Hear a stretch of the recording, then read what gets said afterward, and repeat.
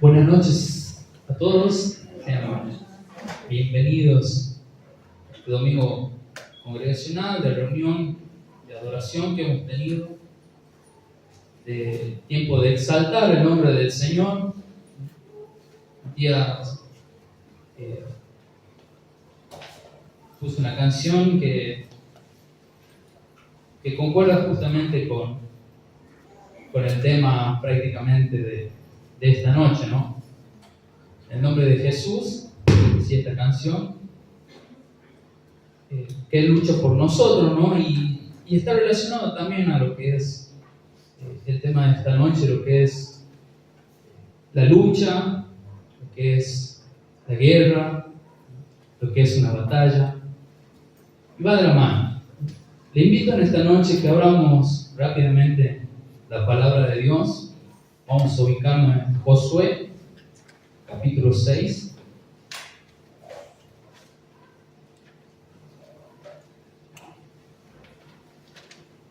Versículo 1 al 5 y luego vamos a pasar al versículo 20 y 21.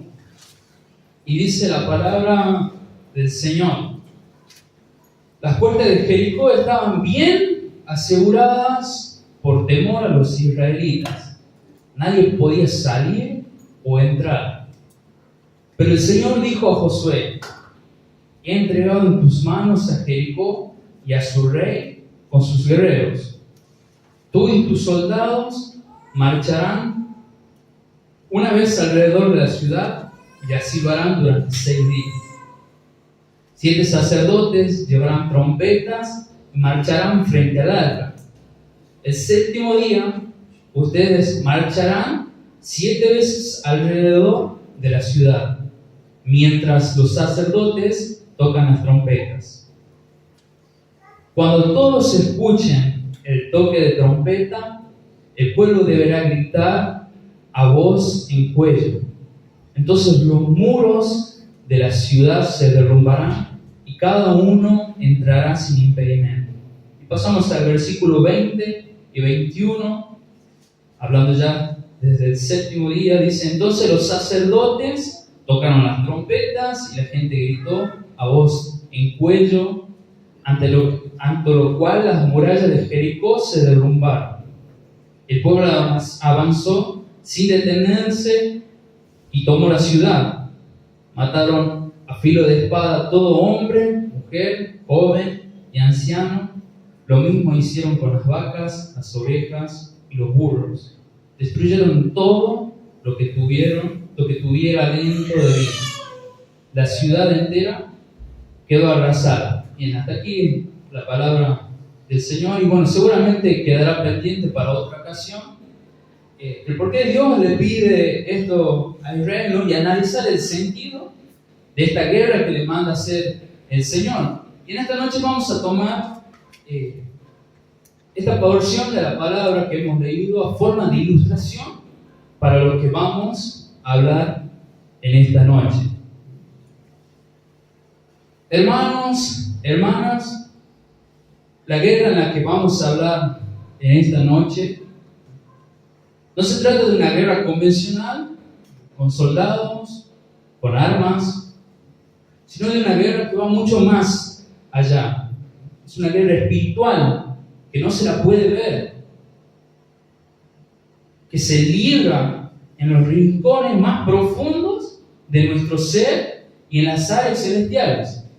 En esta batalla, las fortalezas son estructuras de piedra y metal. Hemos visto que los muros de Jericó se dice que aproximadamente medían 3,6 metros, ¿no? Pero no vamos a hablar de este tipo de fortalezas tampoco, sino de obstáculos invisibles que se interponen en nuestro camino, en nuestra vida, para llevarnos el camino hacia la plenitud que es en Cristo Jesús. Y estas fortalezas pueden ser el miedo que nos paraliza, la duda que nos consume, la división que muchas veces nos separa como comunidad de creyentes. Pero no estamos desamparados ante esta lucha. tenemos un arsenal divino a nuestra disposición, a mano, y una promesa segura de victoria en el nombre de nuestro Señor. Y hoy nos reunimos no como soldados temerosos, no como soldados temerosos donde ocultarnos, sino como guerreros valientes del reino de Dios. Dice 2 Timoteo 1:17, porque no nos ha dado Dios espíritu, dice, de cobardía, sino de poder, de amor y dominio propio. Para explorar cómo enfrentar estas fortalezas espirituales del enemigo y emerger triunfantes de esta guerra que tenemos como iglesia, es hora de levantar nuestras cabezas con determinación, de aferrarnos a la espada espiritual que el Señor nos ha provisto y avanzar con una fe inquebrantable hacia la conquista de las promesas que Dios tiene para nuestra vida y para nuestra vida como iglesia también, como comunidad de iglesia. Así que, hermanos, preparemos nuestro corazón, porque una batalla espiritual nos llama. Una batalla espiritual nos ha estado llamando. Y en el nombre de Cristo Jesús, nuestro Señor, estamos destinados a vencer. Te invito a que inclines su rostro en esta noche y vamos a ponernos delante de la presencia del Señor. Padre, te damos gracias por esta noche, Señor. Gracias porque nos has permitido, Señor, que adoremos, que alabemos tu nombre, Señor. Aquel que es nombre sobre todo nombre. En esta noche, Padre, te pedimos que tú nos bendigas, Señor. Que tú nos hables. Señor, venimos ante ti en esta noche para aprender, Señor, para saber cuál es tu voluntad para con nosotros, como hijos tuyos, como iglesia, Señor. Bendice este momento, Señor, y en el nombre de Jesús te damos gracias. Amén y amén. Bien. Todos los que estamos aquí presentes sabemos cómo son las guerras. Creo que la mayoría, menos que haya menores, muy chicos, niños, no sabrán que es una guerra, ¿no? Pero en sí me gusta la estadística y sé que la mayoría de los que estamos aquí hemos escuchado alguna vez sobre la guerra, en qué campos se dan, en qué condiciones se dan la guerra, qué es lo que se hace durante, después de la misma guerra, ¿no? Tenemos películas, hay libros, noticieros que se hablan de la guerra y muestran cómo son las guerras, qué armas se usan, qué estrategias se usan, dónde atacan, dónde no se ataca. Incluso lo hemos leído en la palabra del Señor. El pueblo de Israel tuvo que escuchar, recibía instrucciones por parte de Dios cuándo y cómo debía hacerlo. Las instrucciones que se dieron eran para derribar justamente los muros de Jericó y destruir esta ciudad. Y aquí es donde surgen principios, mejor dicho, que vamos a ver en esta noche para una iglesia victoriosa. Punto número 1. Identificando las fortalezas espirituales. Las fortalezas espirituales del enemigo se refieren muchas veces a las estructuras que tenemos en nuestros pensamientos, creencias arraigadas y acciones, comportamientos que están influenciados por fuerzas malignas, por el enemigo. Estas fortalezas pueden manifestarse como pensamientos contrarios a la voluntad de Dios, ideologías que exaltan el orgullo de uno mismo, la autosuficiencia de depender solamente de mí, o prácticas pecaminosas que hacen que esclavicen a los creyentes.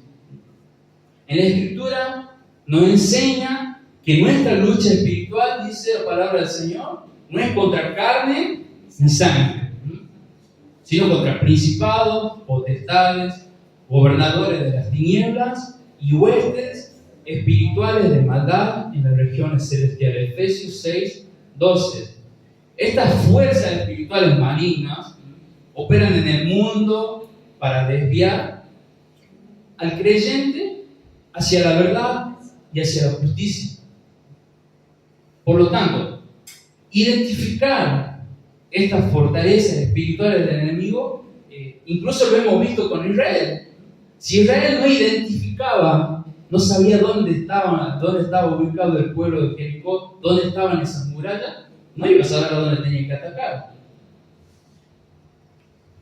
Tuvo que ver la muralla para identificar cuál es la fortaleza de la otra ciudad. De la misma manera, implica para nosotros en esta guerra espiritual que tenemos discernir los pensamientos y comportamientos que están opuestos a lo que es la voluntad de Dios.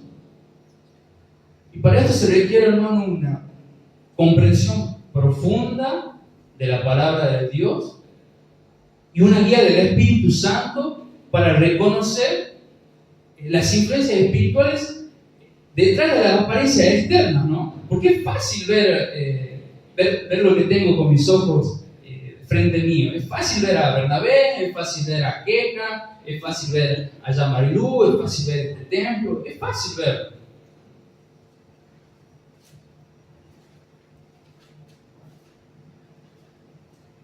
Pero muchas veces es difícil reconocer estas influencias espirituales de las que hablamos.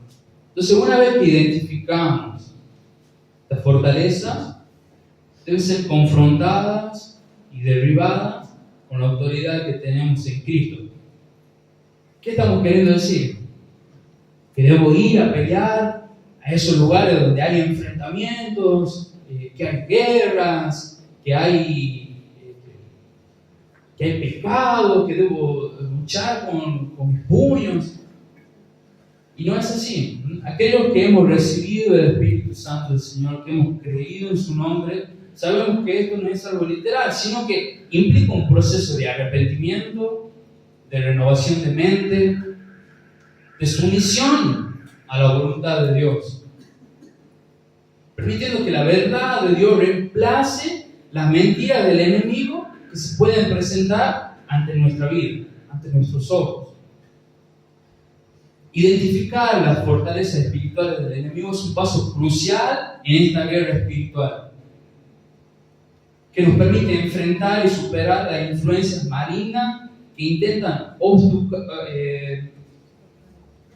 obstaculizar nuestro crecimiento espiritual y nuestra comunión con Dios. Vamos a ir rápidamente a Mateo, capítulo 16, versículo 23. Mateo 16, 23 dice: pero él, volviéndose, dijo a Pedro: quítate delante de mí, Satanás, me eres tropiezo, porque no pones la mira en las cosas de Dios, sino en las de los hombres. Aquí vemos que el Señor, contándole a sus discípulos, ¿no? Que él debía sufrir, dice, que él debía morir y que iba a resucitar al tercer día. Y vemos que Pedro, dice la Escritura, que lo hizo a un lado y lo reprende, ¿no? Y le dice: Señor, esto no puede suceder, no va a suceder esto, le dice Pedro. A lo que el Señor le responde: quítate delante de mí, Satanás, como un adjetivo, como un contrincante, como un rival, identificando la influencia espiritual detrás del pensamiento que tenía Pedro, que se oponía al plan divino, que se oponía a la voluntad de Dios. Santiago 4:7.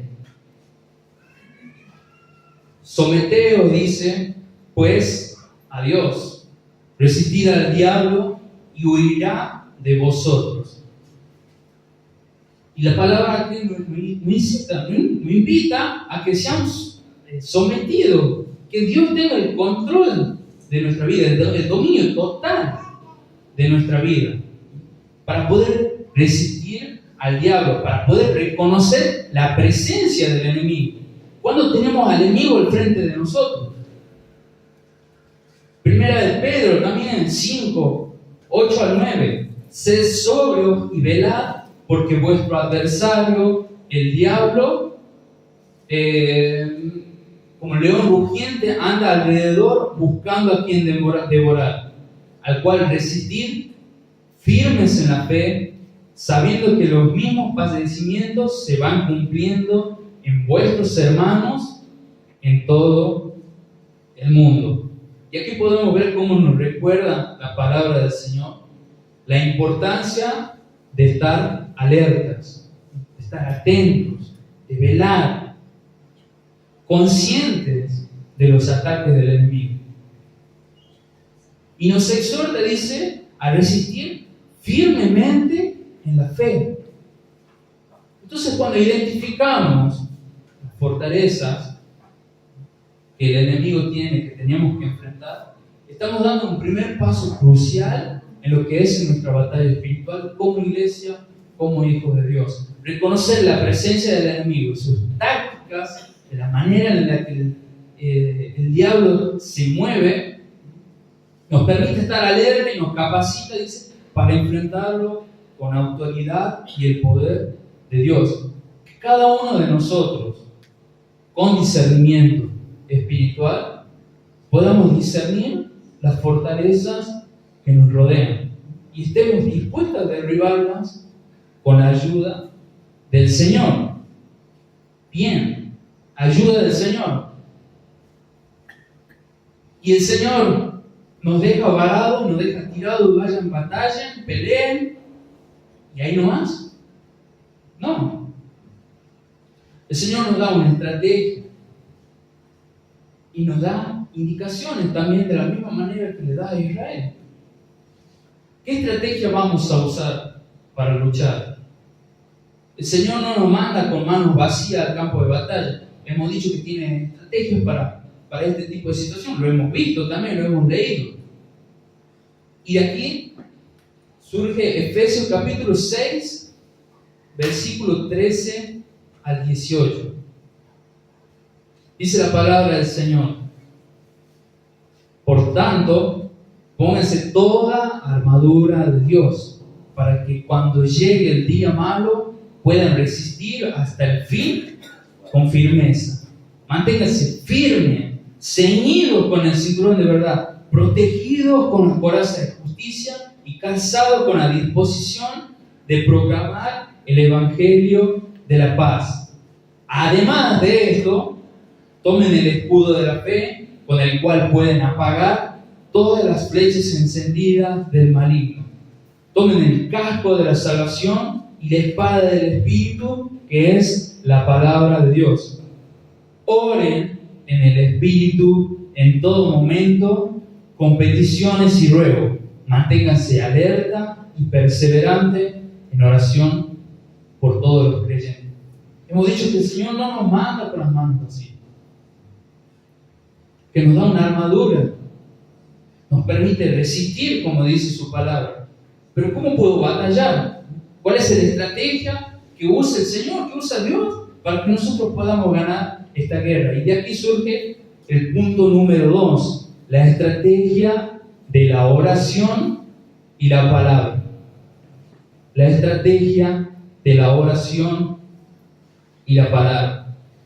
En nuestra guerra espiritual, la oración y la palabra del Señor rigen como armas que son poderosas y efectivas.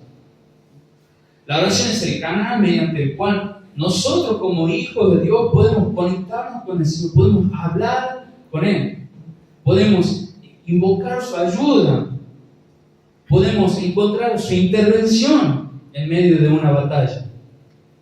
Jesús mismo nos enseñó a orar y nos dejó el ejemplo de la voluntad del Padre en todo momento, ¿no? La oración nos fortalece, nos guía y nos consuela en todos los momentos que tengamos de prueba. Además, la palabra del Señor, que es una espada afilada, que puede cortar, que puede penetrar hasta lo más profundo de nuestro ser. Una lámpara a nuestros pies y una luz en nuestro camino, revelándonos la verdad del Señor, las mentiras por parte del enemigo también. Estudiar y meditar la palabra nos capacita para discernir entre lo que es de Dios y lo que no es de Dios, y nos equipa con sabiduría, con conocimientos necesarios para resistir a las artimañas del diablo, del maligno. En oración y palabra encontramos fortaleza, encontramos consuelo, encontramos dirección. Son nuestras armas principales en esta guerra espiritual. Debemos usarlas con diligencia y fe.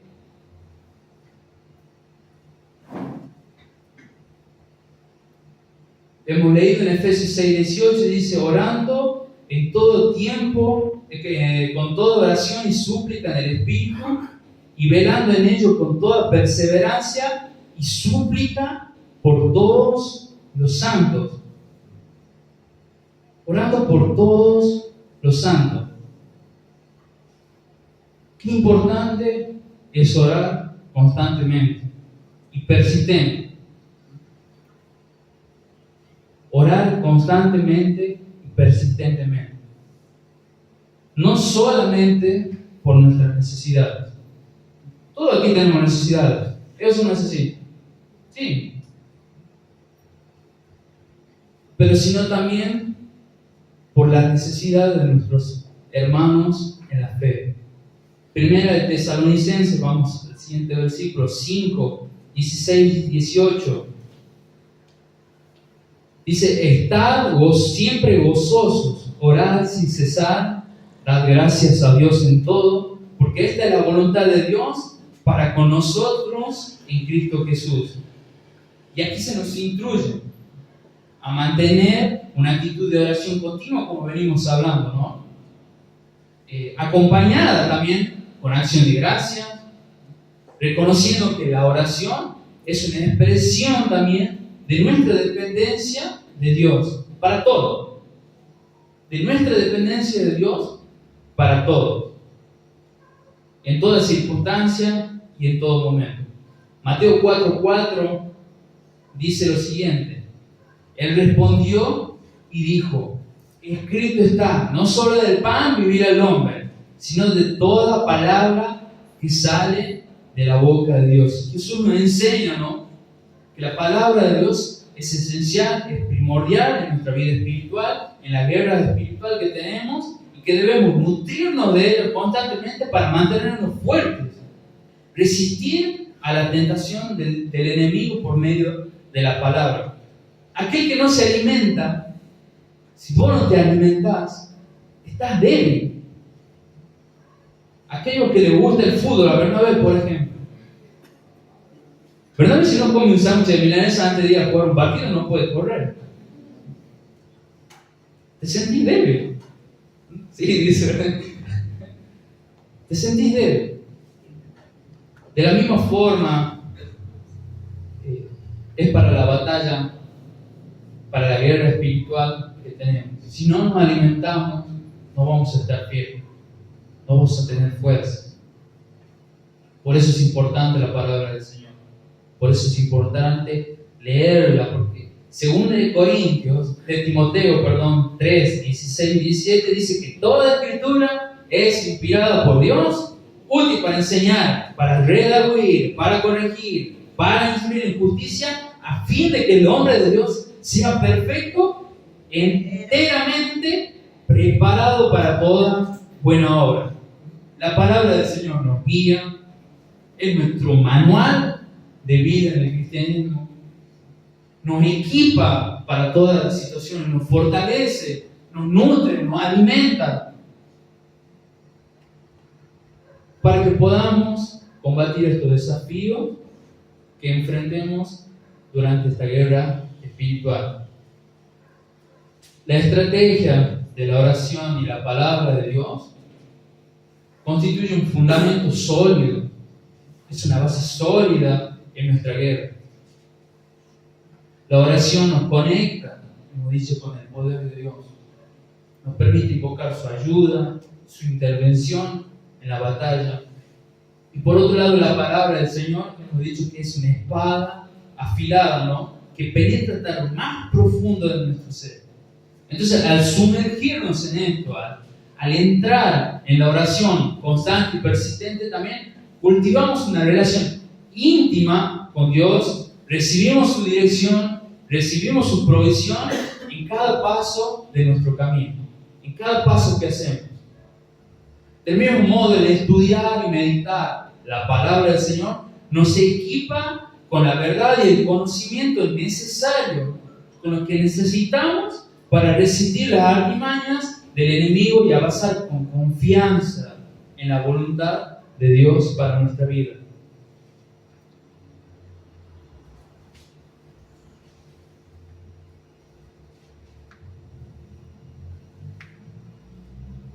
Una iglesia de oración y que cumple su palabra es una iglesia que lucha. Cuando nos reunimos los días martes a la reunión de oración y discipulado, nos reunimos a luchar,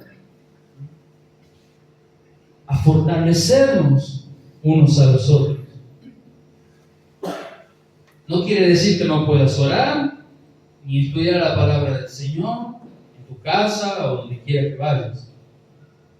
Pero un ejército está conformado ¿por cuánto? ¿Por una sola persona? No. Un ejército está conformado por muchas personas. Y las batallas no se las ganan solos. Se las ganan con ayuda mutuamente entre todos.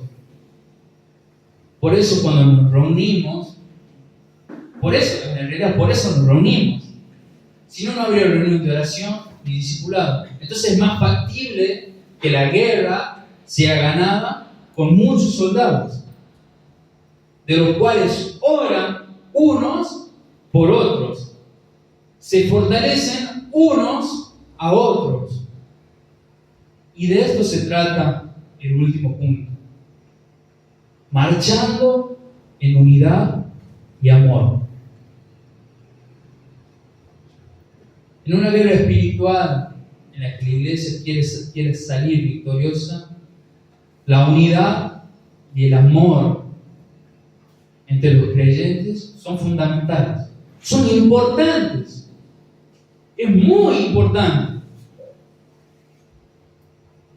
El enemigo siempre va a buscar sembrar discordia, división, envidia, celos, crítica,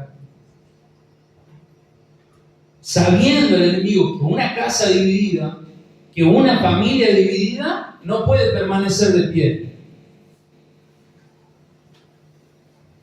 El diablo va a buscar a toda costa a tu familia, va a buscar tu economía, va a buscar tus pensamientos, tu salud. Entonces, por lo tanto, debemos estar vigilantes, como hemos dicho, ¿no? Para perseverar en la unidad del Espíritu y en el vínculo que es la paz. Cuando marchamos juntos en unidad, fortalecidos por el amor de Cristo, nos convertimos en una fuerza imparable. Hemos visto cómo el pueblo de Israel actuó en unidad. ¿Para qué? Para derribar los muros de Jericó. No lo hizo Josué solo. No lo hizo solamente los sacerdotes. No solamente tuvieron que caminar, tuvieron que coordinar.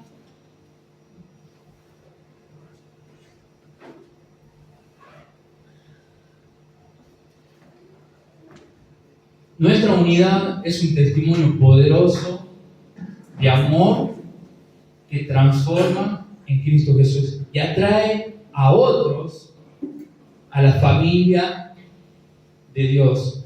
Y yo le doy gracias al Señor por esta iglesia que tenemos, por la unidad que se ve en esta iglesia. No es fácil conseguir, no es fácil conseguir la unidad.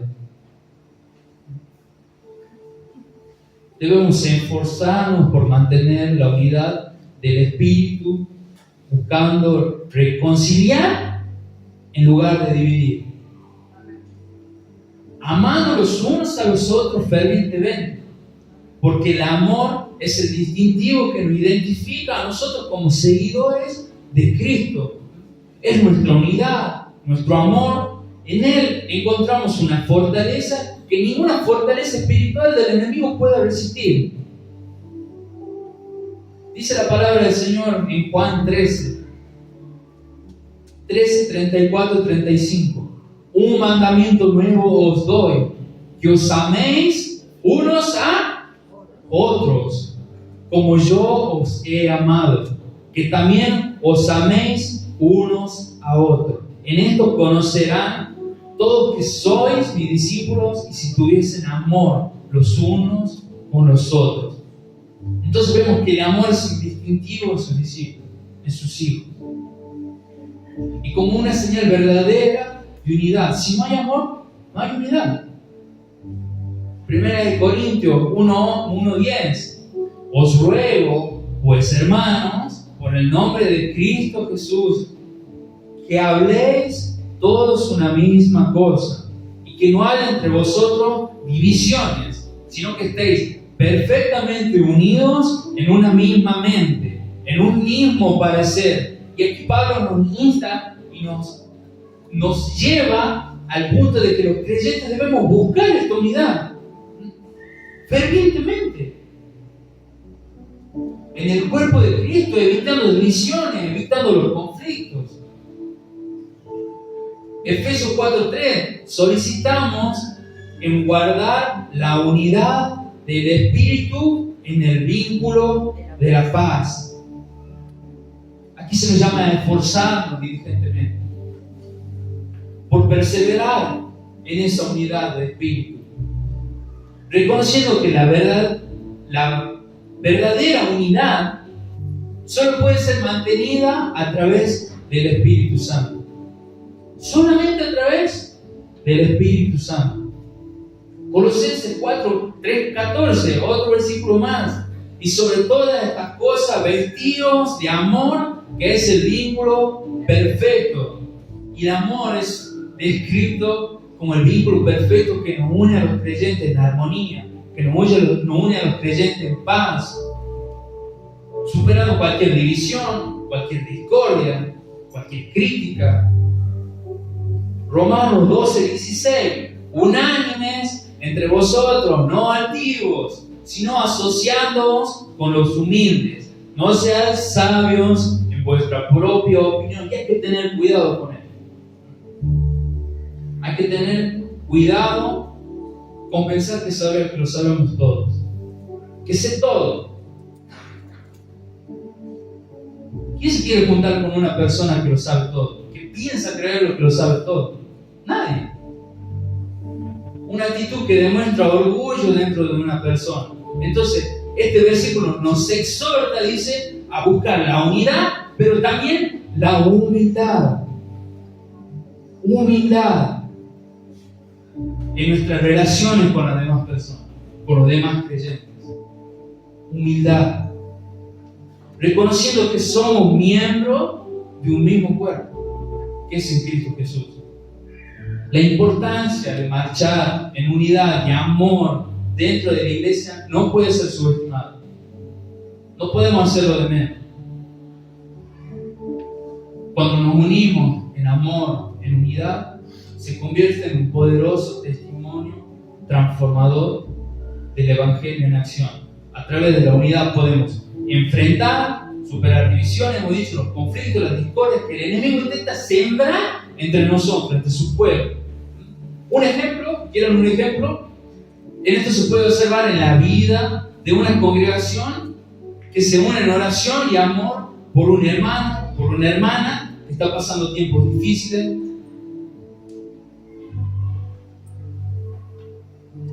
Por aquella persona que está complicado económicamente, que no está pasando un buen momento de salud, que no está pasando una buena situación familiar.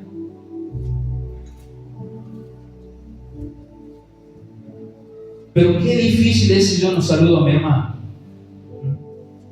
qué difícil es si yo no saludo a mi hermano. ¿Cómo puedo saber lo que le está pasando a mi hermano? ¿Cómo puedo unirme a mi hermano si yo no sé lo que le está pasando?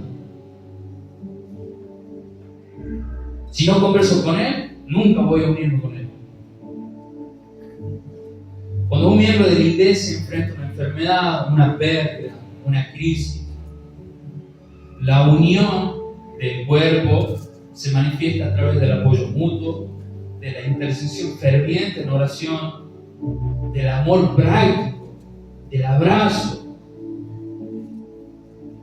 En lugar de ser divididos por las circunstancias adversas que podamos tener, los creyentes se unen y deberíamos unirnos en solidaridad, compasión, demostrando el amor de Cristo de una manera tangible, de una manera que la podamos sentir, que la podamos tocar. Así de fuerte es el poder del amor.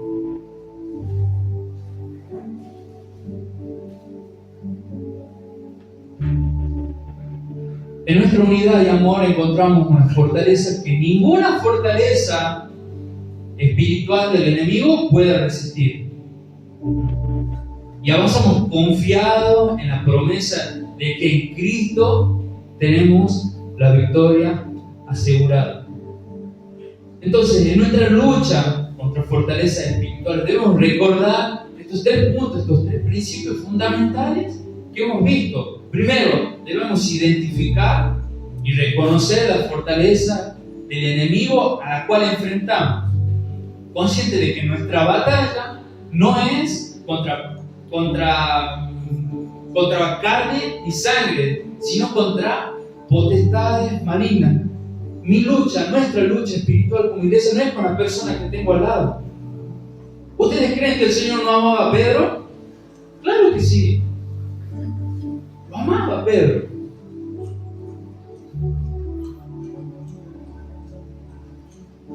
Pero no amaba lo que Pedro estaba sintiendo. No le agradó lo que Pedro estaba sintiendo. Estaba luchando contra una potestad maligna. Segundo, debemos emplear la estrategia que hemos visto, la oración y la palabra de Dios, reconociendo que son nuestras armas principales, es lo primordial que tenemos. Es nuestra arma principal en esta guerra espiritual, permitiendo resistir primeramente y derrotar al enemigo. Y tercero, debemos marchar en unidad y amor, manteniendo la unidad del Espíritu en el vínculo de la paz, como dice su palabra, y demostrando al mundo el poder transformador que tiene el amor de Cristo Jesús, nuestro Señor. Al abrazar estos tres principios, nos fortalecemos espiritualmente y nos capacitamos para enfrentar cualquier desafío que se nos presente en una guerra espiritual como iglesia. Y recordemos que, hermanos, donde hay victoria, tiene que haber un conflicto. Y el conflicto trae el crecimiento. Que el Señor nos guíe a ser una iglesia victoriosa en Cristo Jesús, en esta batalla, y que podamos avanzar confiadamente y con determinación, sabiendo que en Él tenemos la victoria asegurada. Que el Señor los bendiga grandemente en esta noche, hermano.